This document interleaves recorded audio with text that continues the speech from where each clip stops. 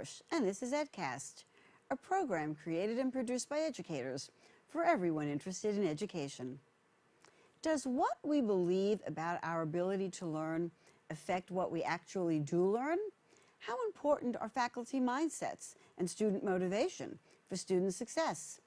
Today on EdCast, I'll speak with leaders from the CUNY Innovative Teaching Academy about CUNY's first university-wide professional development program on learning mindsets.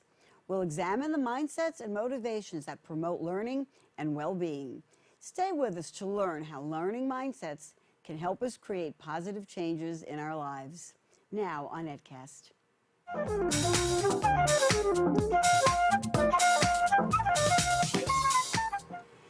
Joining me today is Mari Watanabe Rose.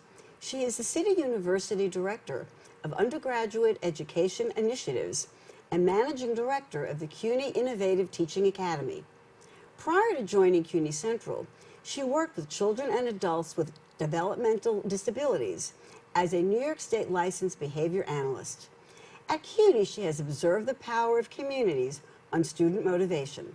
Mari received an MA in General Psychology from Queens College and a PhD in Psychology from the CUNY Graduate Center. J. Elizabeth Clark is a professor of English at LaGuardia Community College, where she shares her ideas about writing and technology in composition, children's literature, and creative writing courses. She is particularly interested in the ways technology changes what we read and write. At LaGuardia, Liz is one of the co-directors of the writing program, co-chairs the online learning committee, and remains active in the college's ePortfolio program. Thank you both for joining us today. Thank you for having EdCast. us. Sure. I'm excited to have this opportunity to talk about the CUNY Mindset Initiative, which is really a new approach to looking at student achievement. So I want to start at the very beginning. What do we mean by the phrase or the term learning mindset? Sure. So many of us know growth mindset. It was originally presented by Carol Dweck in her book, 2007 book, Mindset. It's right here, actually. Okay. And she's a Stanford social psychologist. And by growth mindset, she means that it's a belief that you can learn and change your abilities by working hard. And the opposite is fixed mindset. It's a belief that however hard you work, you can't change your abilities or can't learn. So that's one of the learning mindsets we've been focusing on in CUNY's Mindset Initiative. So it's collectively called CUNY Mindset GPS. There are three mindsets, G, the P, and the S. So G is, of course, growth mindset, and the P is purpose and relevance.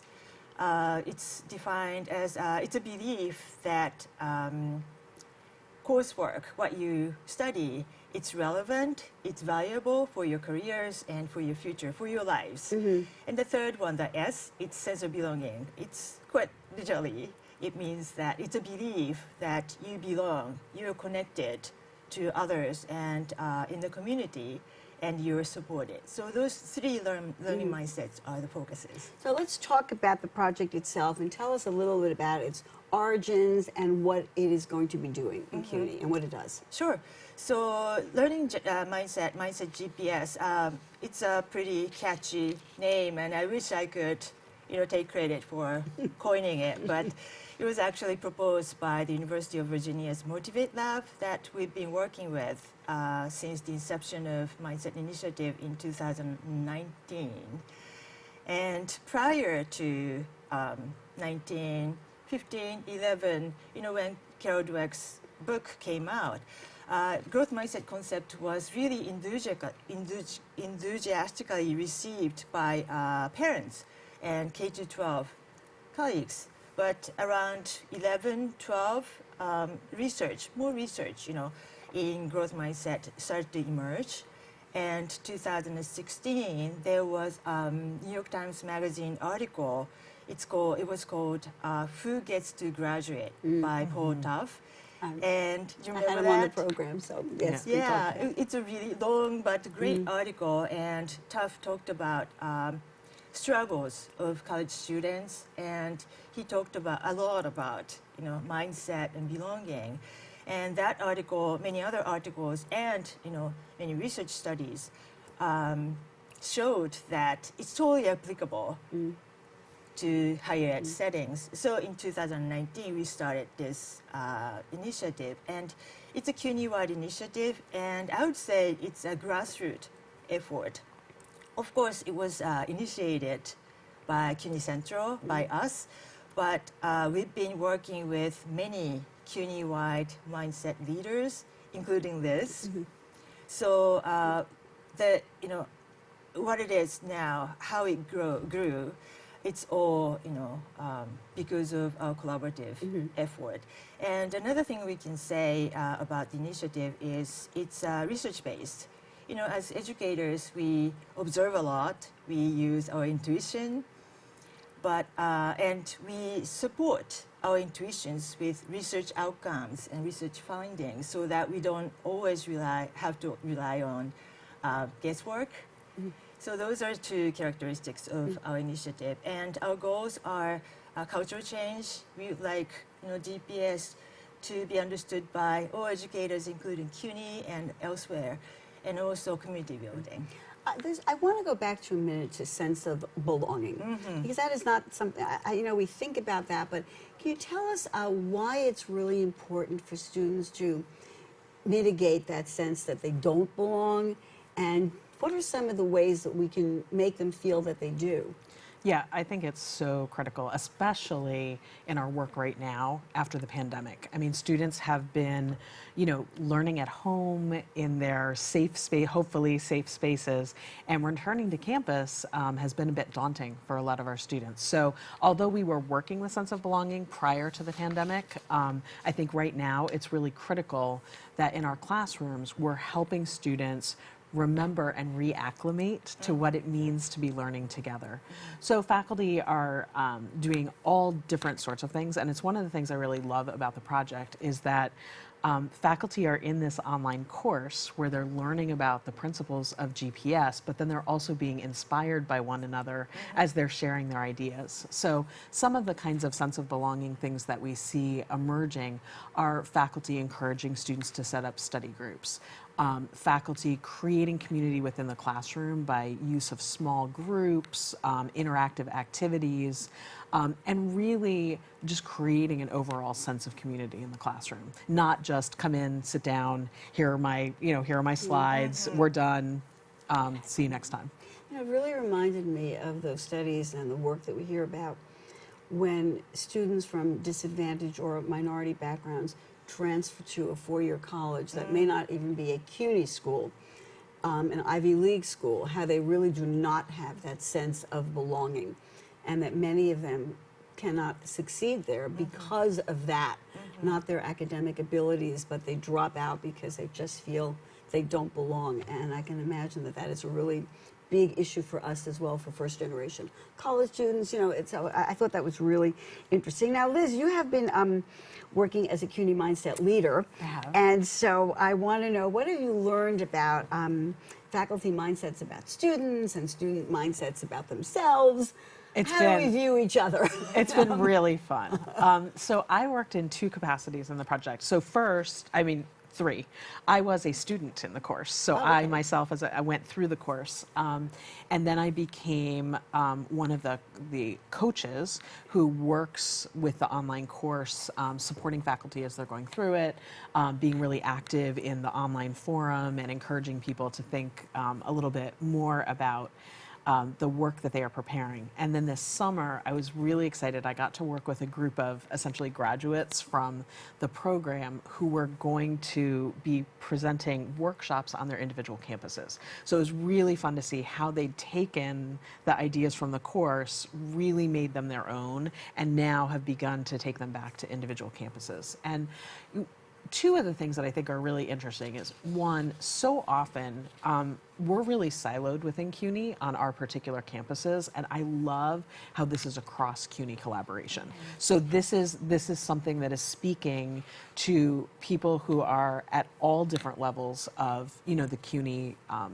ecosystem. And so I think that's great. The other thing that's really interesting is that as faculty are working with the GPS concepts and working to think about how they fit into their course, essentially we're modeling for them what we would like them to be working with students. So you see these real moments of exciting growth and sense of belonging and purpose and relevance in the faculty, which is I think one of the most exciting moments is when you really see that aha moment for faculty. Can I ask you, what do you think? I mean, has anything come forward to both of you as what you maybe see about faculty attitudes about students and student attitudes about their own abilities? Do our students tend to have fixed or growth mindsets, or is that too general a question? It probably is. But, you know, what do we see about faculty and students, how they, I know faculty have had to do a lot of growth during the pandemic as well. So Yeah. what do you see in terms of this non-academic support? Why is it so important? Absolutely. So yeah, first of all, we've been focusing and discussing a lot about non-academic support of students. I think that's really important. It's a really great changes, especially during and after the pandemic. You know, aforementioned Paul Duff's article, it clearly said that, you know, providing students with academic support and financial support, that's not enough. Yeah. You know, so students are struggling. You know, many of them don't have enough resources, and many of them don't feel belong, of course. And until recently, we talk a lot about student mindset, but as you mentioned, Linda, faculty's mindset about students.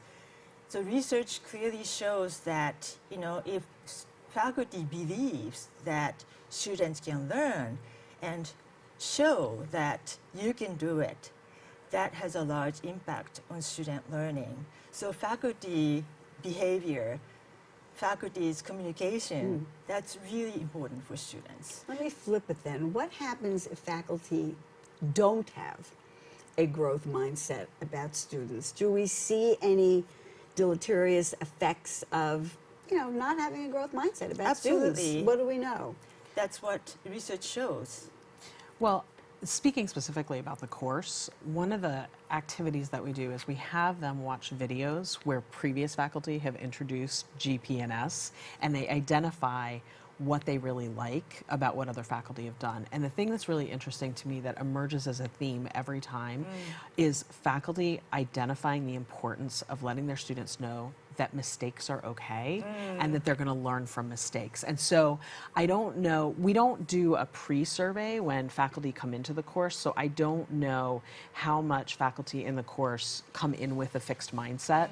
But what I love is this big moment when they realize, oh, it's really important for me to emphasize to students that making mistakes is okay.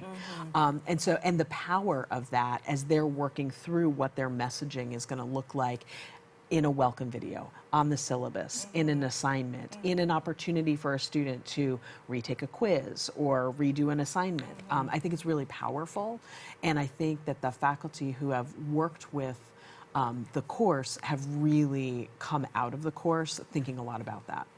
I do have to, first of all, you sent me an article that I read, not all of it, but it talked about how faculty who are teaching STEM courses, if they have a fixed mindset about their students' abilities rather than a growth mindset, those students tend to do not as well, which I thought was really interesting.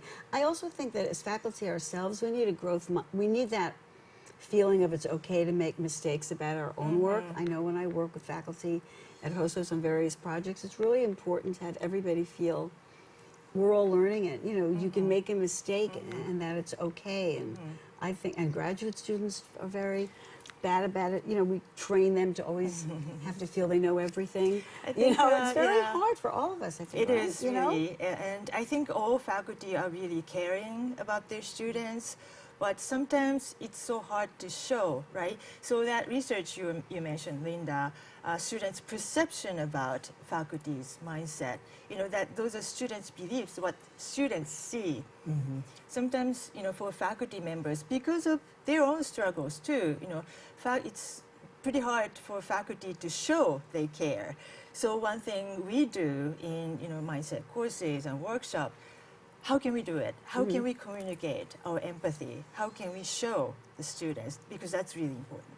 We just finished one of our big 2-week online courses, and one of the most powerful moments for me in this round was we had a live session where we were in small breakout groups, and a faculty member shared from STEM that she used to begin her classes with that thing that many of us have experienced: look to the left, look to the right, by the end of the class, not everybody's going to be here. And she did that because that was how she was taught. The old law school right? breeding. Right. And it was very right. It's supposed to be motivating, this idea of you're gonna be the one who gets through.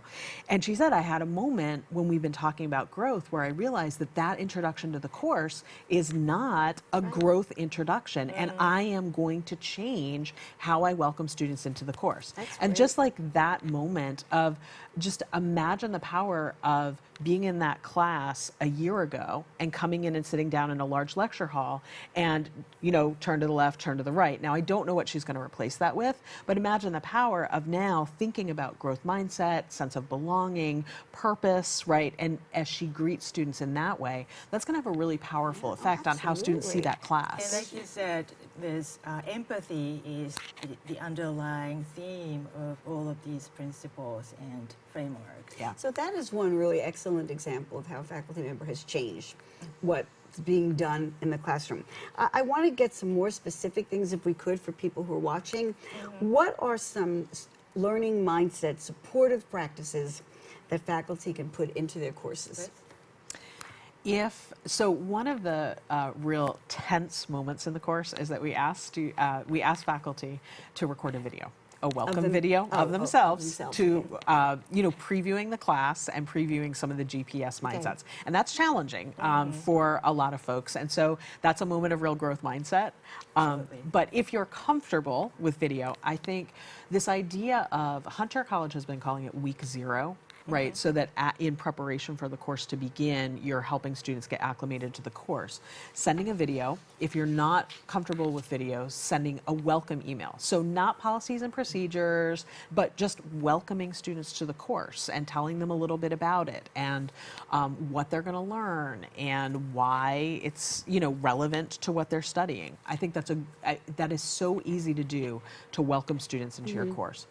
Then I think being really intentional about the language on the syllabus. So we talk a lot about both the first 2 weeks of the course, how you're getting started, and also how we can reset how we think about the syllabus as sort of this contractual document that has all the do's and don'ts. We're told that it is. I mean, we are told that it is, but are there ways that we can also imbue growth mindset? Are there ways that we can talk about how you'll have opportunities if you've made a mistake to go back and think about that again, a recursive opportunity to revisit work you've done in the course? that's a great way to present revision. Absolutely. Because we talk about revision. Go ahead. Oh, I'm sorry. No. So going back to the welcome video, you don't have to, it doesn't have to be perfect. No. Actually, if it's not perfect, that might be more relatable for students. Faculty are human beings and they make mistakes as well. But if you do it and doing it with or without mistakes, they understand it's genuine. That's welcome. True. Yeah, that's true. So I want to ask you then quick about some of the research as well. Do all students benefit equally from these 3 learning mindsets, or is it particularly effective with particular groups of students? What is the research showing? that's a great question, and research shows that mindset interventions are more effective on student outcomes of those students of color and students from underprivileged background. So essentially, it shows that growth mindset or mindset interventions are anti-racist intervention, and it helps us to close achievement gaps. That's really important. Let me get back to the syllabus again for 1 minute, because I look at syllabi a lot, and there's even though we have a template, there's such a disparity among syllabi. The language that faculty use, the tone, that's used. Some seem very stern and strict. Some seem very friendly. Is there something we know about what you might say in a syllabus or how you might structure? I was just listening to you talk, realizing that I could frame revision as a much more positive thing, as a chance to do something much better rather than just this pain in the neck that students say, oh, I need to revise my essay, because it really is a positive opportunity. So what are some of the things we can maybe build into a syllabus that you would like to see almost at everybody's syllabus? Is there anything? Revision. Revision, okay. Whatever that word is in your discipline. I mean, I'm in writing, so for Right, me, you and it's I would say so it's revision, a right. revision, right? Exactly. Revise that paper. But just the opportunity that you are in this course to learn. So if you make a mistake, we're going to support you by giving you the opportunity to come back, and it's going to look different in every course. But I would love to see that in syllabi, this opportunity that's not one and done, right? You failed that test, so now you need to drop the class and maybe the major, because you didn't make it through, this gateway course that you needed for your major. So this brings me to, as I know we're running out of time, but let's talk about some of the misconceptions that people might have about this work. Can you tell us what are some of the misconceptions that we all might have about this? Sure. One thing I mentioned earlier, that there are still colleagues who believe that growth mindset and mindsets, they're for K to 12. Oh, okay, right. It totally applies to higher education. Another thing, this is not necessarily a misconception, but if you do GPS, it's everything. No, we have to support students from different angles as well. For example, growth mindset, we reward efforts, right, rather than outcomes. Hard work is praised.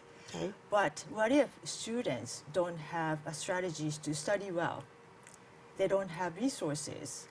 Just tell them that hard work, that's not going to help. Right. Yeah. So GPS is not everything. So that's why we need to collaborate with different units and different colleagues with different expertise. I do know that some people, and I maybe myself included at some point, had that misconception that a growth mindset simply means try harder. Exactly. right. But that's not, so that's not really what it is. It's part of it. Part of it. Yeah.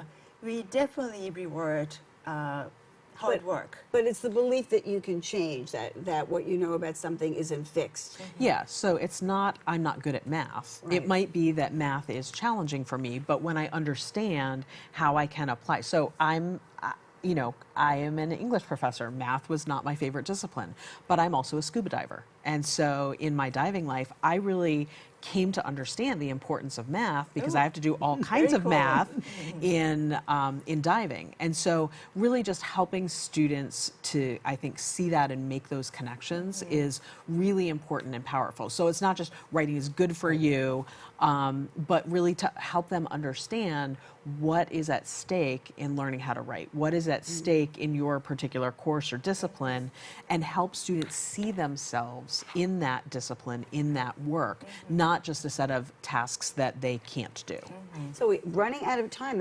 What are the next steps for the Mindset All right. Initiative? Okay, so one goal I mentioned that for the initiative is community building. So we continue doing community building. Like I said, we need to have lots of colleagues with lots of different expertise. We talk a lot about students' mental health. Unfortunately, we're not, many of us are not mental health professionals. So if we have mental health experts in our community, they can help us help students as well. Anyways, so we're going to have another community building, or actually this is an inaugural event, CUNY Mindset Summit 2013 on March 3rd. It's Friday, 9:30 to 12:30. It's a 3-hour event. And we are inviting national prominent experts and CUNY's mindset leaders to talk about GPS, of course, and also what's next for GPS. What can we make stronger communities, and what else can we do? Great. So I'd like to encourage all CUNY colleagues. Everyone is welcome. It doesn't matter they're familiar with the concept or not. So I encourage everyone to join us. Just Come and learn a little more about it. It's an Absolutely. online event. That's terrific. Thank you so much. We're out of time. I want to thank you both. Thank you. For joining us today on Edcast. This was a wonderful conversation. Thank you, Linda. And I hope all our viewers have a growth mindset. Thanks. Don't go away. We'll be right back with our Ed Bites.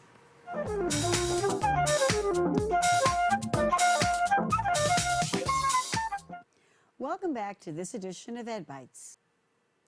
Nationwide censorship of children's books by parents and school boards is having real repercussions.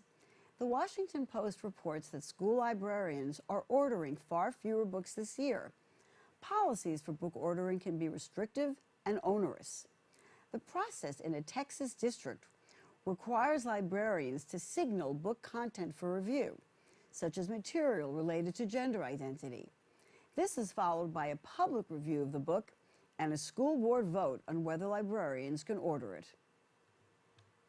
Ed Week reports that students may be interested in environmental careers, but schools don't seem ready to prepare them.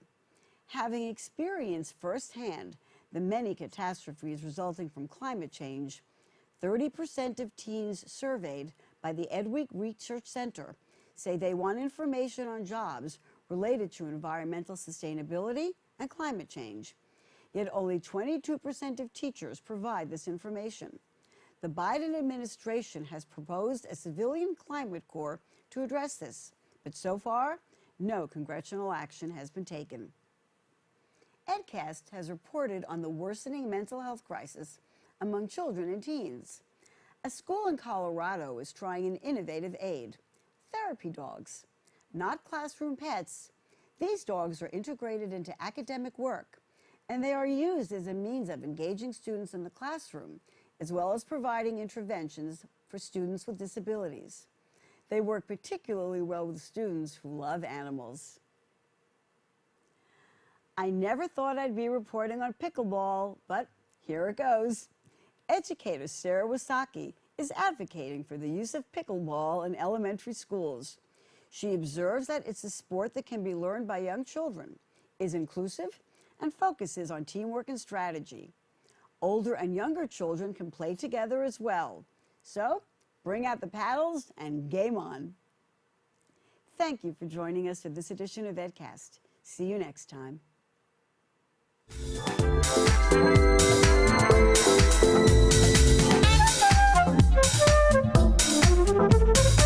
We'd like to hear from you. Please send your thoughts and comments to CUNYEdcast@gmail.com.